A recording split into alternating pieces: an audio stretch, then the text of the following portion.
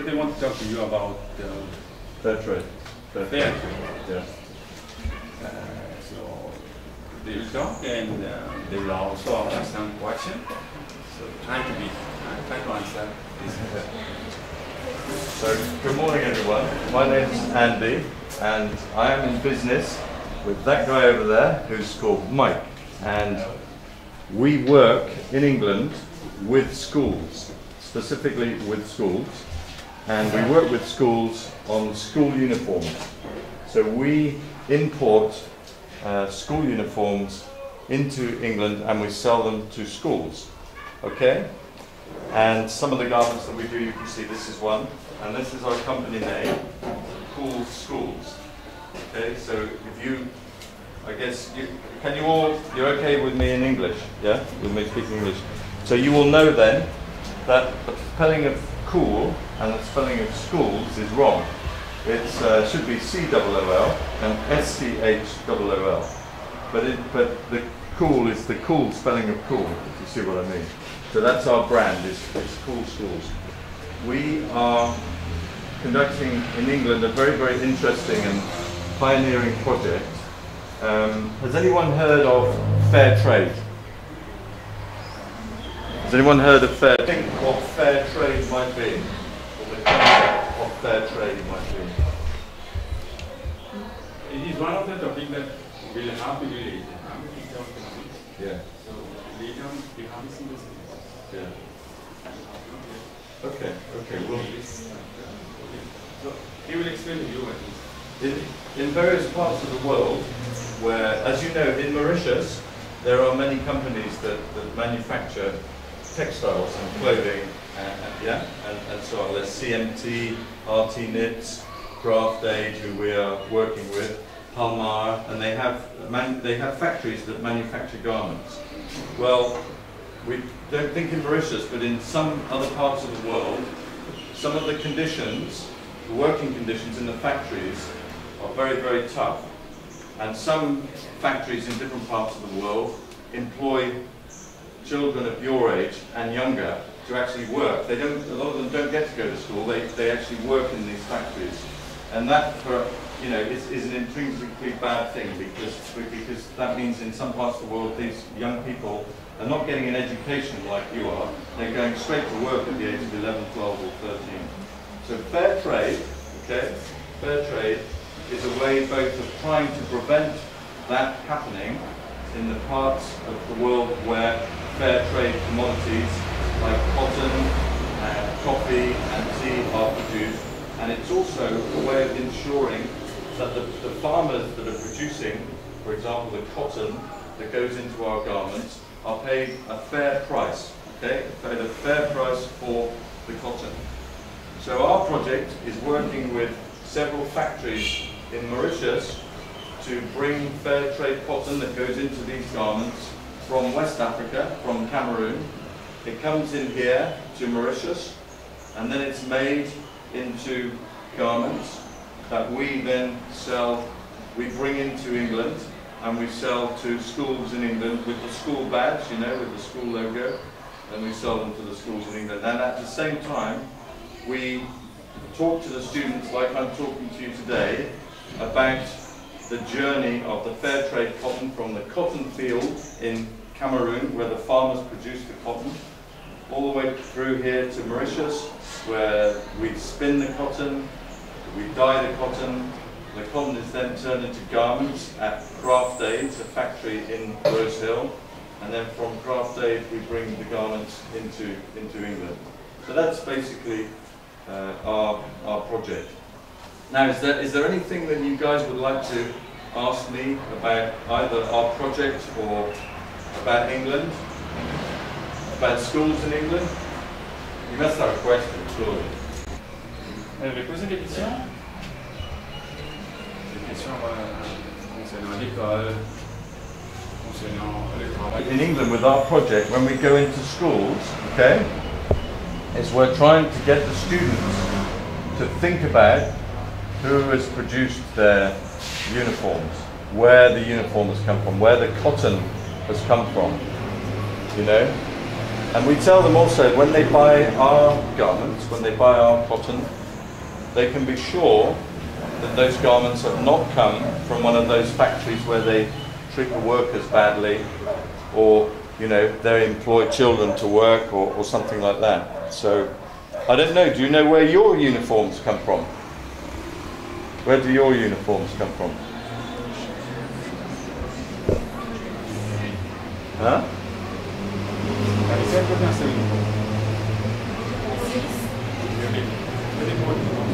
From the shop here in town, yeah. And the dresses? Same. So they're all made in Mauritius, yeah. And do you have a school logo? You don't have a school logo. Is there a? No, you don't have some. But you have a logo, but not on the clothing. Yeah. Okay. So what? Now I've interrupted your class today. So what is the class that you were?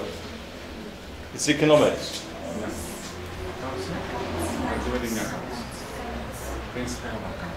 Principle of accounts. Okay. So now I'm the student. Okay, and you're the teacher. So tell me what you're learning, please. Someone tell me.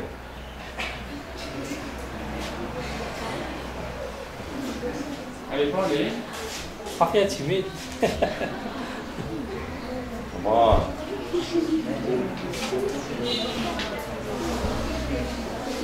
Okay, someone tell me what you have learned this morning in this class, please.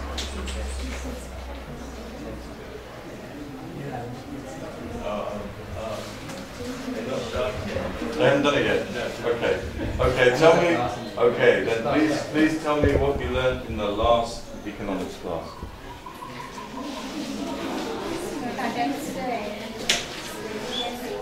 So go on, someone? Yes. So what we did in the class? What was it? Factors affecting the amount spent and saved. No, but this one we Comparing spending and saving patterns.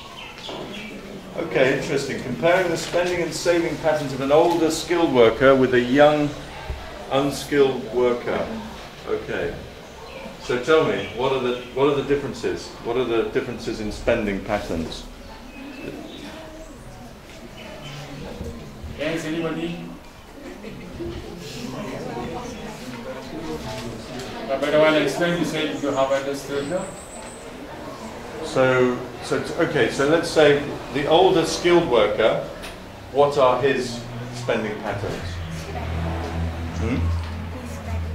Spend more, and what does he spend on? Sorry? Necessities, yeah. Luxuries as well. So an older skilled worker who has more of a salary can afford more luxuries, yeah? And what about a young unskilled worker?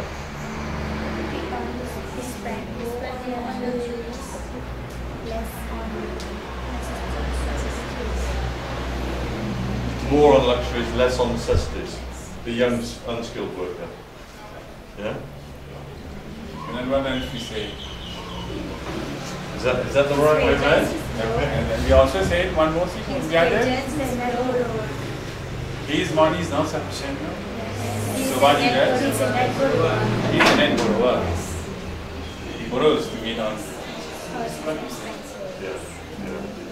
So, but a higher percentage of his income has to be on necessities, yeah? Because I guess he doesn't have enough to afford the luxuries that the older skilled worker has.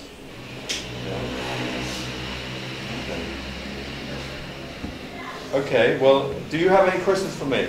You can ask me anything you like about England or our lives in England or our company, anything you like. Any question?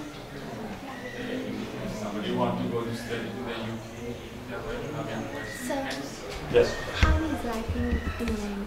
How is life in England? Okay. Well, life in England, at the moment in England, it's very, very cold.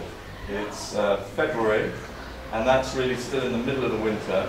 We've had a tough winter this year, haven't we, Mike? We've had snow on the ground before Christmas in November and December. We had about 5-6 weeks of snow where the temperatures were below freezing. Some parts of the UK were -20 in that period before Christmas, and that's very, very cold. You don't have those temperatures here, do you? You're very lucky. That's why we like coming to Mauritius. Yeah.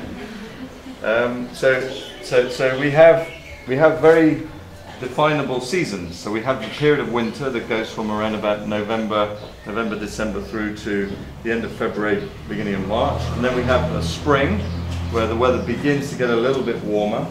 And then we go into summer around about sort of May, June, July through to about September. That's summertime, where we do have some hot days, but always in England there's quite a lot of rain.